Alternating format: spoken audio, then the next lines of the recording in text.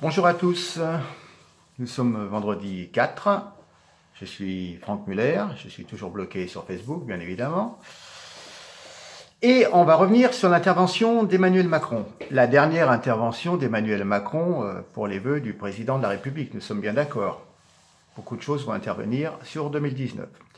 Donc lundi soir, Emmanuel Macron nous a présenté ses vœux. Une innovation. Le président était debout. Donc il était déjà en marche. Mais moi je pensais qu'il était en marche pour partir. En fin de compte, il est en marche pour donner l'impression d'un nouveau départ. Ah, d'accord, bien. Pour repartir du bon pied, quoi. Donc ce soir-là, effectivement, nous avons eu la confirmation qu'Emmanuel Macron n'avait absolument rien compris, rien appris de tout ce qui s'est passé en 2018. Il est relativement satisfait de lui-même et il est décidé à poursuivre, en fin de compte, le même chemin. En fin de compte, on s'aperçoit avec effarement que pour Emmanuel Macron, décidément, il n'y a que 3 victimes. Les forces de l'ordre injustement caillassées, les journalistes injustement houspillés, et quelques élus en marche qui ont eu un petit peu des soucis dans leur permanence électorale en province, où des gens mal intentionnés leur ont jeté des cailloux ou ont fait des dégradations. Mais expliquez-moi une chose, pas un mot pour les victimes? Une dizaine de morts? Des centaines de blessés? Des dizaines de mutilés? Des milliers de personnes traumatisées? Car gazées pour s'être promenées tranquillement en centre-ville avec un gilet jaune pour simplement manifester le désaveu de notre président et de sa politique. Bon, gazés comme de dangereux black box qui vont casser toutes les vitrines. Bien. Donc en fin de compte, égal à lui-même, Emmanuel Macron, c'est de l'indifférence, de la froideur. C'est vrai que ces gens-là qui ont manifesté, ils ne sont rien, n'est-ce pas, lui de sa grandeur. Mais monsieur Macron, de vous, nous n'attendions pas des vœux de bonne année. Nous attendions plutôt vos condoléances, vos excuses, et surtout ce qui nous préoccupe, la date de votre démission. Comprenez? Bien. Quel décalage profond entre les aspirations des Français et un Macron qui est complètement hors sol. Macron nous fait la morale, il nous prend pour des ignares, à qui il faut expliquer la mondialisation, car celle-ci nous paraîtrait incompréhensible. Est-ce que tu crois qu'on n'a pas compris, hein? Piquer nos emplois pour les mettre à l'autre bout du monde, où ça coûte 5 fois moins cher ou 10 fois moins cher, et en faire des esclaves? Non mais c'est bon, on a compris. Hein.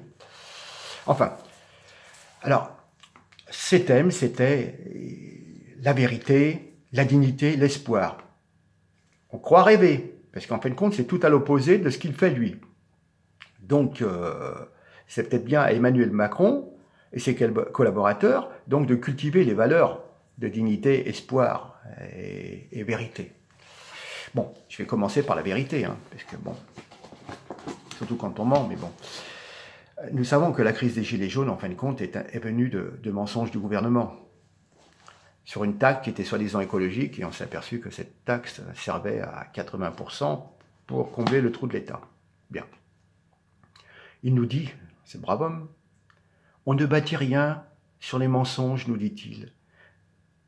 Non mais, alors que rebondit une affaire Benalla, dont le fil conducteur semble tissé par le mensonge et la dissimulation, monsieur nous parle de vérité. Bon, par contre, il n'a pu s'empêcher de parler de fausses informations qui fleurissent sur Internet. Ah, mon Dieu! Parce que lui, avec ses médias inféodés au pouvoir, qu'il arrose de subventions et de dégrèvements de taxes, il nous manipule à longueur de journée, à longueur de temps, avec ses bobards.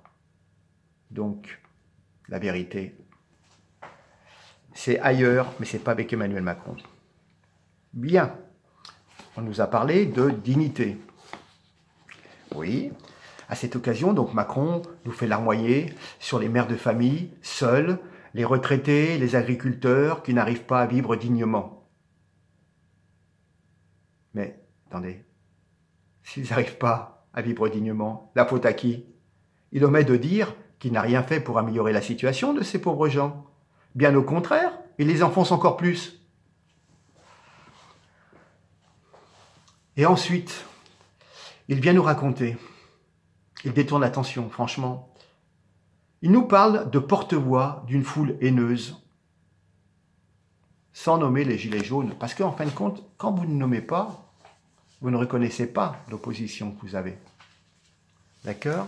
C'est ne pas reconnaître. Ne pas nommer, c'est ne pas reconnaître. C'est... Bon. Il nous menace. Attention, l'ordre républicain sera assuré sans complaisance. En tous les cas, Monsieur le Président, vu le nombre de voitures brûlées pour la Saint-Sylvestre, dont on attend toujours les chiffres, car ne vous publiez pas les chiffres, pour qu'on ne voit pas que c'est encore pire que les années précédentes, puisque chaque année, on a 1000 voitures et on en rajoute une centaine. On voit que l'énergie pour maintenir l'ordre est forte pour taper sur des gilets jaunes relativement pacifistes dans leur ensemble, mais par contre, votre ordre républicain est très très faible pour aller dénicher les incendiaires qui sont dans les quartiers et les racailles. Deux poids, deux mesures, c'est facile, hein? Bien, nous allons parler des vœux d'espoir.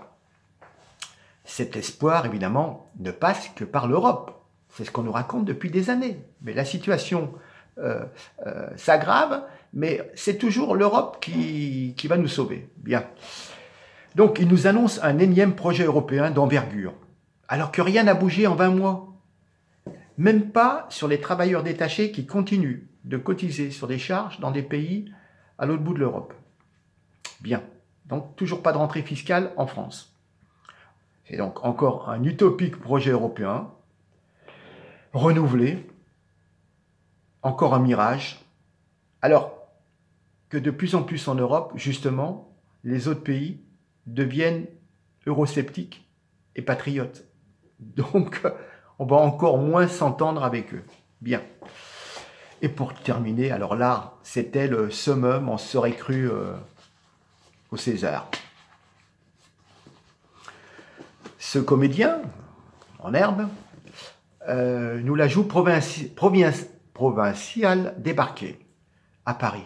J'ai grandi en province et je connais ces terres qui ont été bousculées durant ces dernières décennies et qui parfois doutent. Non mais, elles n'ont pas été bousculées les terres, elles ont été ravagées, ces provinces. Plus d'hôpitaux, plus d'écoles, plus de services publics, etc., etc. Les pauvres gens sont obligés de faire 50 km pour aller travailler, et encore, quand ils trouvent du travail. Mais, bousculé, mais c'est toi, Emmanuel Macron, que les provinciaux, en jaune, veulent bousculer. Ils en ont plus qu'assez de ce nouveau monde qui n'est qu'illusion. Enfin, comme d'habitude, parole, promesse, enfumage. Ce nouveau monde est pire que l'ancien. Il détricote tout ce qui faisait la France. Et Macron ne gouverne que par le mépris et l'autoritarisme. Les Français n'ont plus confiance en lui. Il ne reprendra pas la main. Les démissions de conseillers, collaborateurs, ministres vont se succéder. D'autres scandales vont sortir. Moi, je ne suis pas breton, ni fainéant, un peu cynique peut-être, je ne fume pas, je bois modérément, je ne suis pas illettré,